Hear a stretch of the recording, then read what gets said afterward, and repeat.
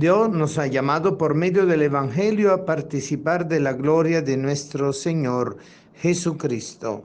Oh, aleluya.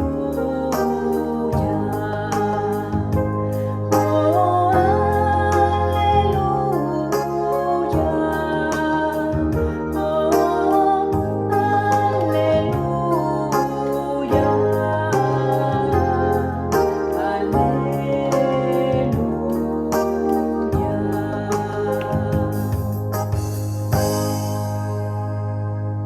El Señor esté con ustedes y con tu espíritu.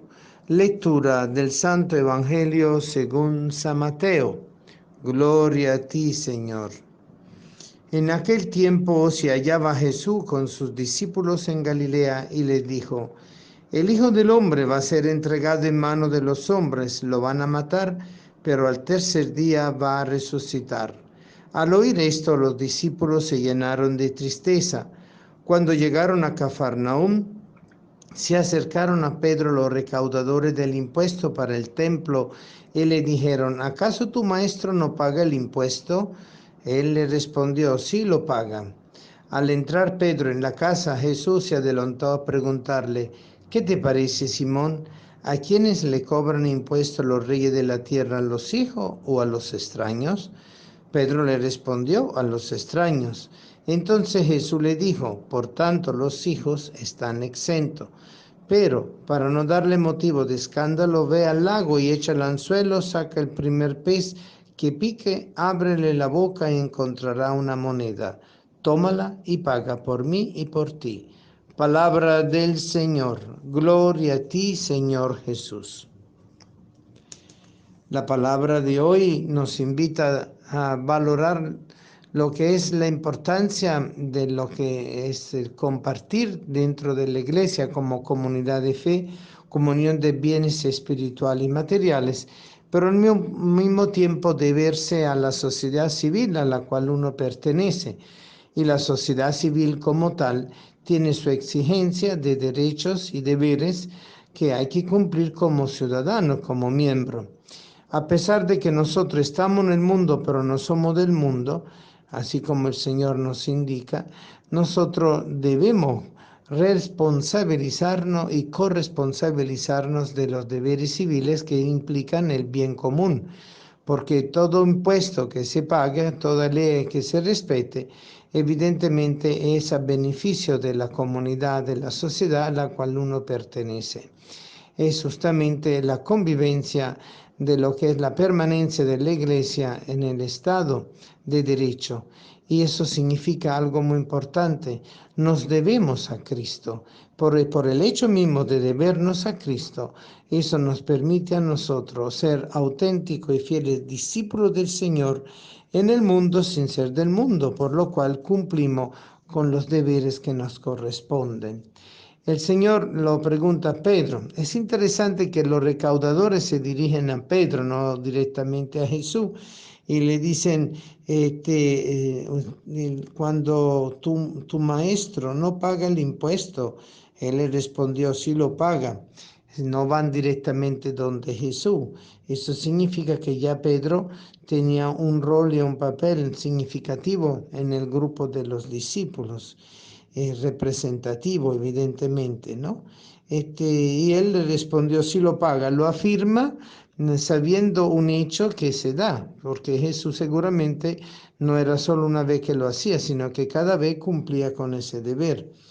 Y al entrar Pedro en la casa, Jesús se le adelantó, es decir, el Señor se imaginó plenamente al ver los cobradores de impuestos del templo y hablando con Pedro, se adelantó comprendiendo e imaginándose lo que ellos venían a solicitar, su cobranza.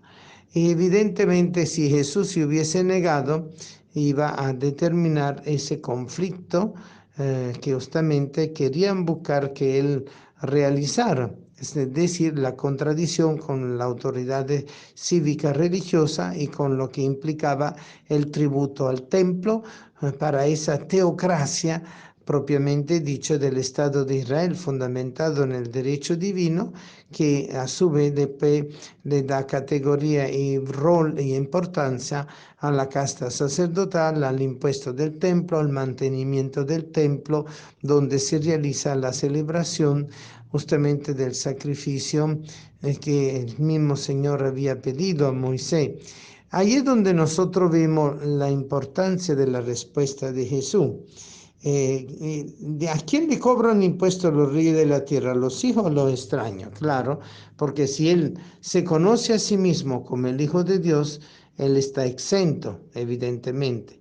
Pero por el hecho de que no se le reconozca como tal, él está tributario. Es decir, él tiene que contribuir. Y aún así, él lo hace a través de la iglesia.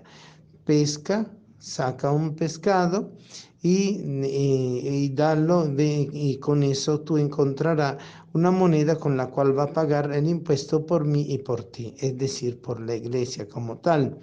Es decir, el pescado, te haré pescador de hombre, siendo Pedro un pescador, es decir, todo lo que es la relación entre Pedro y la comunidad que se transforma en una presencia viva en el mundo, dentro de la sociedad humana de la iglesia de Cristo, pero que al mismo tiempo hace que las personas cristianas sean miembros de la iglesia y al mismo tiempo de la sociedad civil.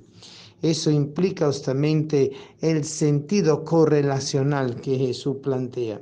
Pero ¿en qué consiste esa moneda de oro? Si lo queremos ver de forma simbólica y alegórica, tomado del vientre de un pescado que lo lleva dentro de él y que ha pescado Pedro.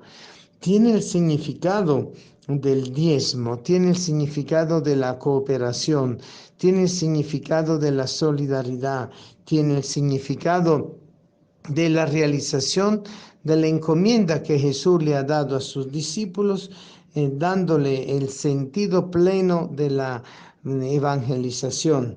El Hijo del Hombre va a ser entregado en manos de los hombres, lo van a matar, pero al tercer día va a resucitar. Es el precio de la muerte, es el precio del rescate, es el precio de la redención. Y eso es lo que nosotros pagamos, el precio de la redención que Cristo ha venido a establecer para su propia persona y para todos nosotros como iglesia de Cristo, bajo la autoridad de Pedro, y que para nosotros es camino de purificación y de liberación, porque al pagar el precio de la redención quedamos liberados del pecado, pero también quedamos liberados de las consecuencias del pecado en su dimensión personal, social, comunitaria, histórica. Y allí donde vemos justamente el profundo dilema que se presenta, porque el no pagar el impuesto al templo puede implicar una rebeldía, puede implicar no una autoridad entendida y por lo tanto un rechazo a la autoridad constituida. Pero esa presencia y ese pago del tributo de parte de Jesús y de Pedro significa que Cristo le debe al hombre y da a César lo que es del César y a Dios lo que es de Dios. Y de esa forma se permite la subsistencia y la realización de la Iglesia de Cristo en el mundo para construir el bien y crear ese mundo de comunión de bienes espirituales y materiales, de manera tal que la economía del hombre, la política del hombre, la ley del hombre vaya normalizándose cada vez más, pero apuntando a una realidad que no es la falta de derecho, sino la plenitud del derecho, la dignidad del ser humano por haber hecho Dios, el hombre, a imagen y semejanza de él. Y por lo cual, entonces, todo contributo, toda corresponsabilidad, toda ayuda va lejos del pecado de la usura, va lejos del pecado del robo, va lejos del pecado del abuso de derecho y va lejos de lo que es la inmoralidad, de toda contratación humana no basada en el verdadero juicio de Dios que nos llama a la auténtica justicia y a la auténtica verdad. Por eso el Evangelio de hoy es cuestionante. El Evangelio de hoy nos invita justamente a realizar nuestros deberes cristianos y nuestros deberes ciudadanos, pero en la sintonía del Evangelio.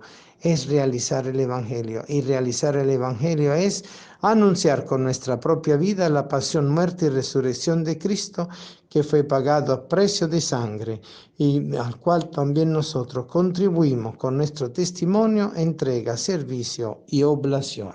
Amén.